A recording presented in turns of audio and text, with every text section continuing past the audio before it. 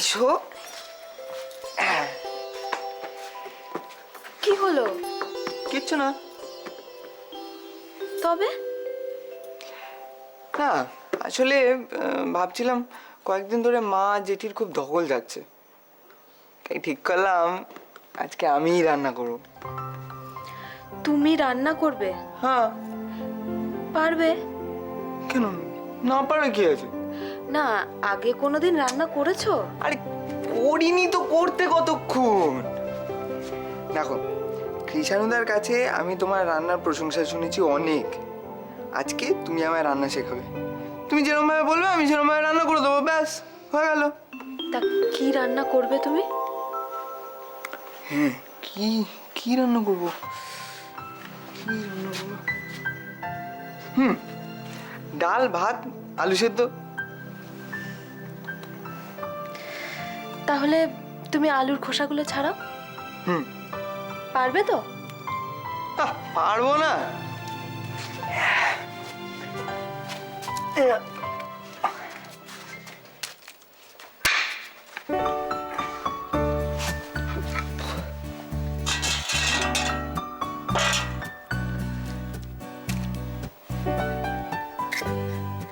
আবার যেন হাত কেটো না।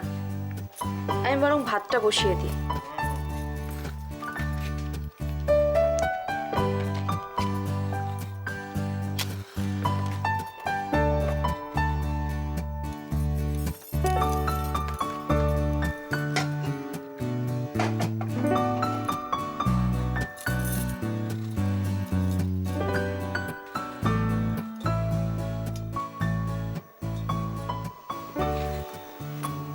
সুজন, চাল কোথায় গো?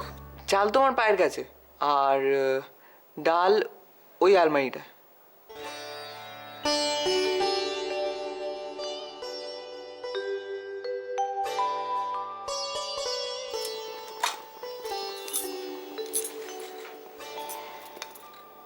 বৌদি, এই দেখো তো হয়েছে কিনা। তাহলে সুজন পারে না এমন কোনো কাজ আছে? হয়েছে না? কি অনেক হয়েছে, দাও আমি আলুটা কাটছি। তুমি বরং ভাতটা দেখো একটু। কেন হয়নি? হ্যাঁ, তা তুমি মন্দ বলনি, জানো তো ভাত রান্না করাও না অনেক কষ্টের কথা বাবা। কি দিয়ে তুলি?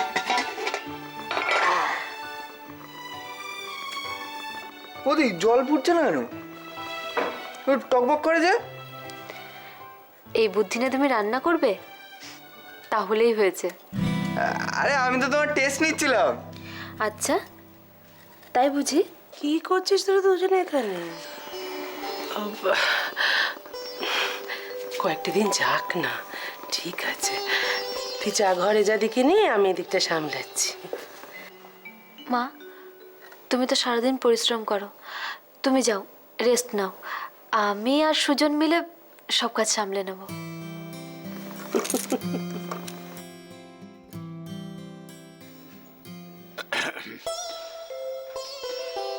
কি গো, এক কাপ চা হবে? মানে ঠান্ডাটা বেশ জাঁকিয়ে পড়েছে মনে হচ্ছে।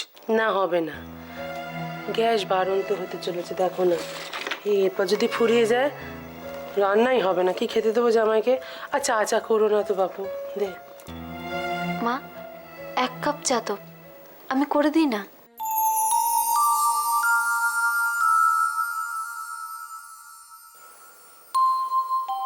দেখলে,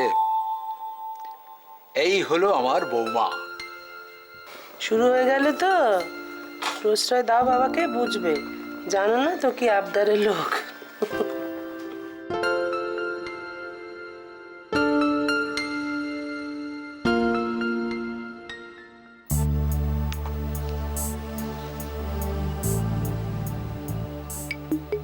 তুমি বাবার কাছে যতই ভালো মানুষ সাজো না কেন, রুদ্রনীল অধিকারীর বস হওয়ার দুঃস্বপ্নটা দেখো না।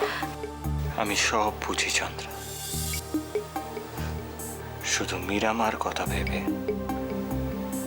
আমি তোমায় টলারেট করছি। সারাটা জীবন তুমি রুদ্রর প্রতি ডেডিকেটেড থেকে গেলে, রুদ্রকে ভালোবেসে গেলে। কি পেয়েছো তাতে তুমি? I hate you. I hate you so, রুদ্র। শুনলে শুনলে, তুমি ঠিক শুনেছ। আমি শুধু নিজেকে ভালোবাসি। হ্যাঁ, তাই এই পৃথিবীতে আমার কাছে সব থেকে ইম্পর্ট্যান্ট কে? আমি। হ্যাঁ, আমি।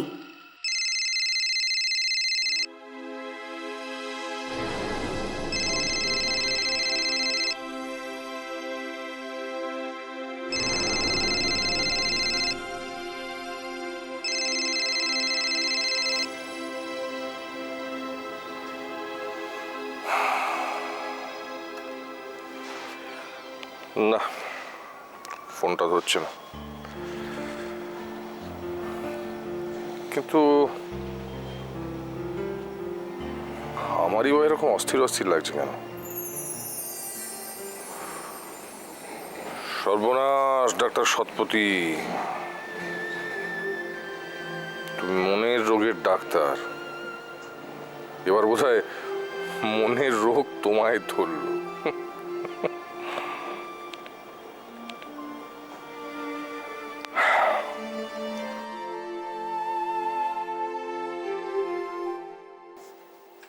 সত্যি বৌমার হাতের চা খাবো, এর চেয়ে বড় সৌভাগ্য আর কি হতে পারে? হ্যাঁ, অবশ্য তার চাইতে বড় কথা, ওই চা চাইলেই তোমার কাছে যে মুখ জামটা, সেটা যে আর আমাকে সহ্য করতে হবে না, এটা ঢের।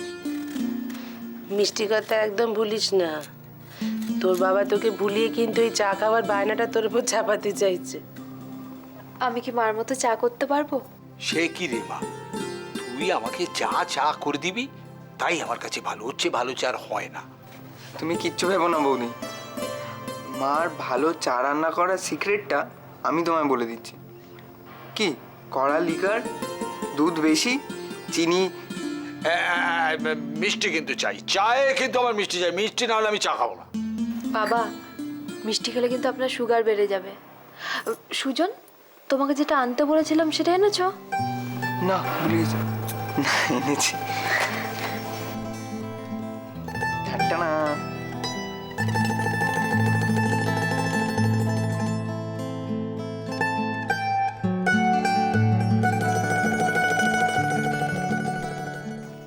বাবা, চা।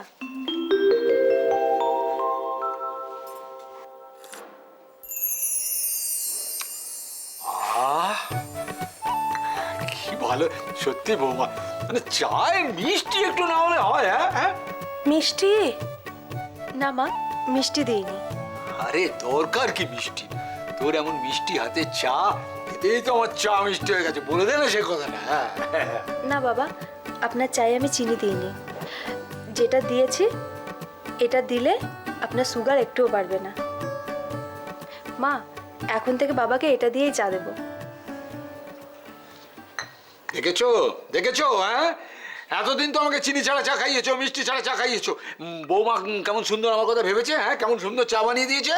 হ্যাঁ, ও মা, তাই তো। কি গো, আমার চা কোথায়?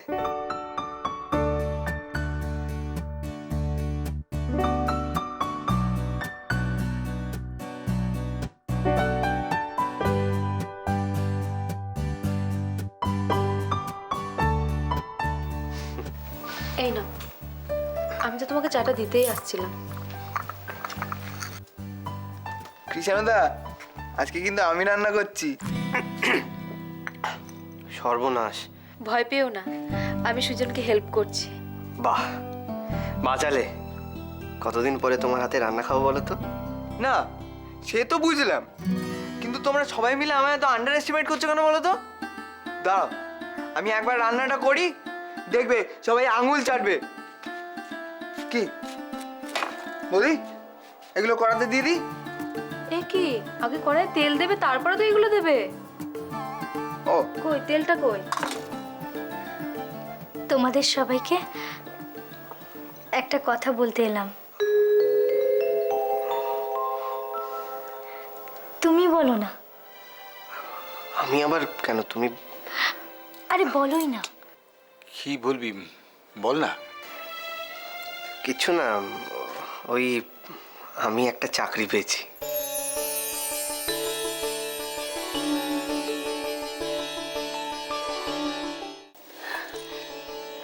সত্যি বলছো? সত্যি কথা? ঠাকুর ঠাকুর এতদিনে মুখ তুলে চেয়েছেন তাহলে? রোহিণী, তোমায় আমি বলেছিলাম না ঠাকুর আছেন, তিনি তিনি সব সময় আমাদের দিকটা দেখছেন। শুধু একটু ভরসা রাখো, দেখবে সব ঠিক হয়ে যাবে। ওনার উপর শুধু একটু ভরসা রাখো, একটু ধৈর্য ধরো, দেখবে সব ঠিক হয়ে যাবে সব। খবরটা শুনে খুব ভালো লাগছে। এই কদিনের মধ্যেই ওকে অফিসে জয়েন করতে হবে, তাই ভাবছি। আহা হা হা হা, এতে আবার ভাবা ভাবির কি আছে রে? হ্যাঁ, একটা চাকরি পেয়ে গিয়েছে, শুভর্ষ শীঘ্র। হ্যাঁ, আসলে এই পরিস্থিতিতে আপনাদের ছেড়ে যেতে মন চাইছে না, কিন্তু কোনো কিন্তু নেই এতে বাবা। আমাদের দুঃখ কষ্ট তো লেগেই আছে, ও তো আর দূর হবার নয়। তারপরে তোমরা একটু ভালো থাকো, সেটা কি চাইবো না? তোমাদের মঙ্গল চাইবো না বলো? আমাদের কথা ভেবো না। এতদিন তো যেমন করে হোক চলে গেল, বাকি দিনগুলোও চলে যাবে। এখানকার কথা ভেবো না। সন্দীপ বাড়ি না ফেরা পর্যন্ত আমি বাবা, মা, জেঠিমা, সুজন সবাইকে দেখব। আমি সব সামলে নেব। আমাকে যে পারতেই হবে।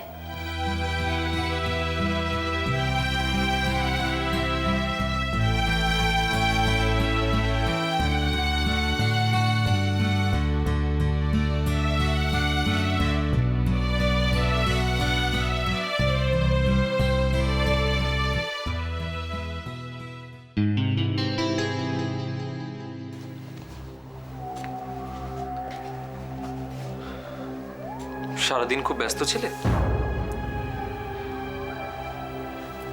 কই না তো। না না, আমার তো মনে হয় সারাদিন খুবই ব্যস্ত ছিলে। একটু মনে করো তো, কি হলো? চুপ করে আছো কেন, বলো। কি বলবো? কোথায় ছিলে সারাদিন?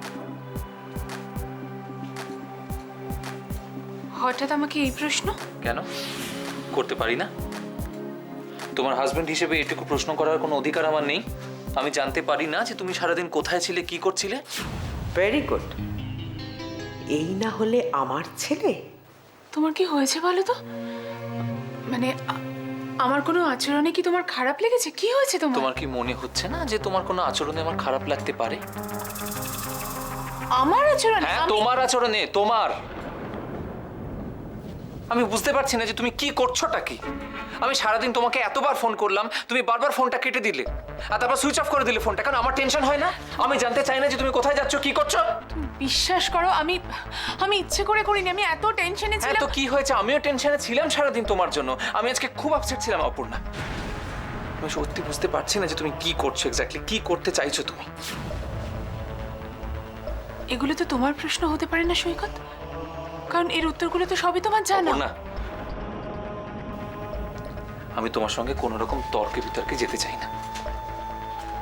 একটা কথা আজকের পর তোমাকে পরিষ্কার করে বলে দিচ্ছি, আমি আমার স্ত্রীর প্রত্যেকটা ওয়্যারঅ্যাবাউটস আমার জানাটা দরকার। সে কোথায় যাচ্ছে, কি করছে, কার সঙ্গে দেখা করছে, সেটা জানাটা প্রয়োজন আমার। আজকের পর থেকে তুমি নিজের ইচ্ছে মতন কোথাও যাবে না, আর গেলে আমাকে জানিয়ে যাবে।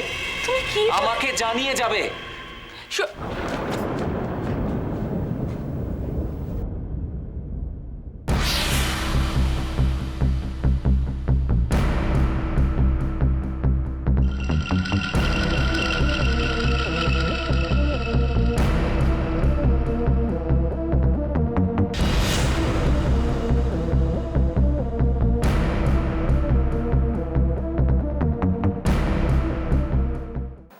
আমি মানুষ চিনতে এত বড় ভুল করলাম।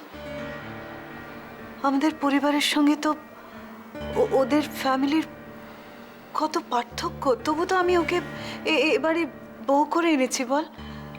ওকে ভালোবেসে কাছে টেনে নিয়েছি, সবসময় ওর পাশে থেকেছি। তুই তুই বিশ্বাস কর, আমি কোনোদিন বসুধা আর ওর মধ্যে কোনোদিন কোনো পার্থক্য করিনি। সেটাই তো তুমি ভুল করেছো মা। যে তোমার পা ছোঁয়ার যোগ্য না তাকে মাথায় বসালে ঠিক এটাই হয়। তোর বাবাও তোকে কত ভালোবাসে। ও একবারও ওই মানুষটার কথা ভাবলো না? মা আমি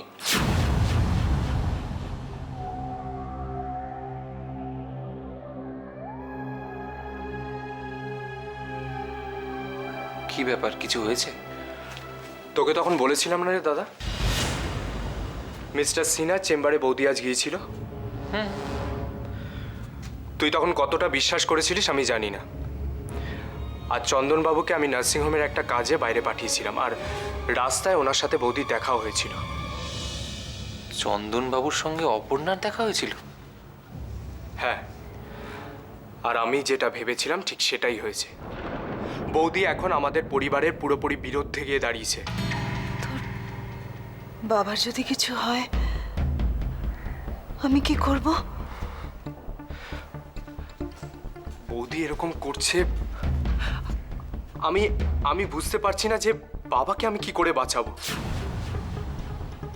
আমার খুব টেনশন হচ্ছে রে দাদা।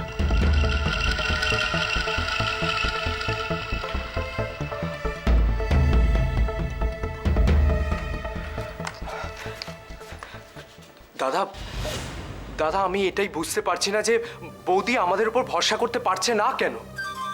আরে বাবা, সন্দীপদার এগেনস্টে তো আমরা কিছু করছি না। হ্যাঁ মানছি, বাবাকে বাঁচাতে গেলে হয়তো কিছু স্টেপ নিতে হতেই পারে। বাবাকে সেফ পজিশনে এনে তারপর আমরা সন্দীপদাকে আবার ফিরিয়ে আনবো।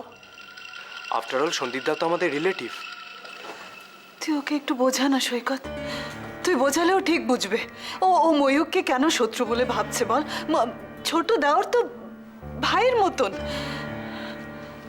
ও তো যা করছে আমাদের জন্যই করছে, তাই না? তুই কার কাছে কাঁদছিস সুতপা? স্ত্রীর মুখের ওপর কোনো কথা বলার ক্ষমতা রাখেও? আর ও যা যে দিবে, ওর যা মন চায় ও তাই করে, কাউকে তোয়াক্কা করে না।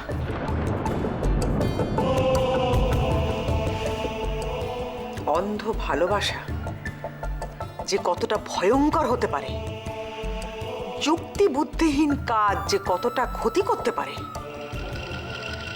এটা তোরা সকলে নিশ্চয়ই বুঝতে পেরেছিস।